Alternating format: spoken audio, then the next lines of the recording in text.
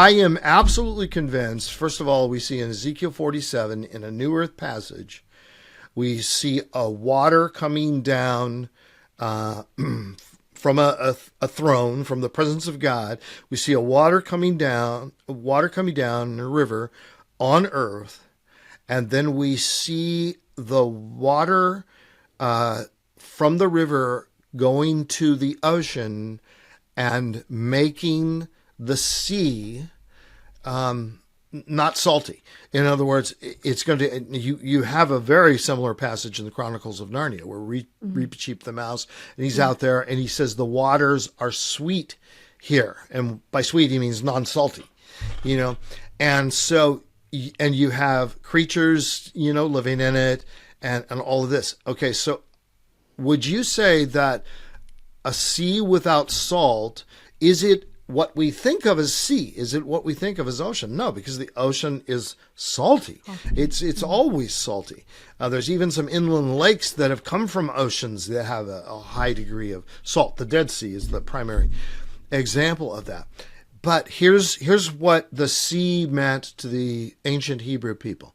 What it meant was danger, floods, tsunamis, people on boats that get capsized, drowning, people dying of thirst literally on top of water because they finally resort to drinking ocean water. They go crazy and they die from drinking water. Okay, that's what the ocean was to those people. To us, to me, I mean, my hobby, diving and snorkeling, I love those. And of course, just because we love something doesn't mean, therefore, we have to reinterpret scripture when it says no more sea. Well, Randy loves the sea, so he can pretend that there really is going to be sea. But it's not pretense. And when I first came across this, having read extensively how the Hebrew people were what used to be called landlubbers. I mean, they would go out on rivers and lakes like fishing on the Sea of Galilee, like Peter and James and John. That was their comfort zone. But they did not go out and sail on oceans like a number of the ancient people did. But the Hebrews were not really into that. And probably Paul, when he was on ship sailing to Rome or whatever, probably had to kind of work on it a little bit because seas were the places of Leviathan, the monster.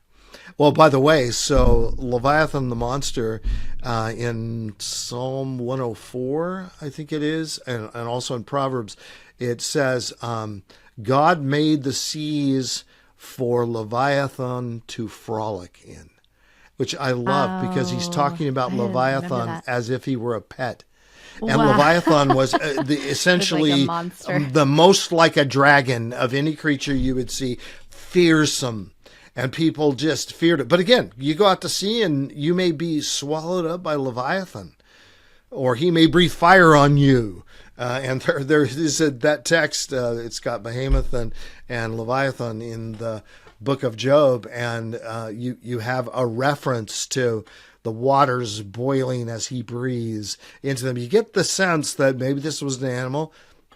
Maybe the myth of the dragon is based on a reality of a creature who once lived. Wow. We don't know. Job is the oldest book in the Bible, so that makes it interesting too.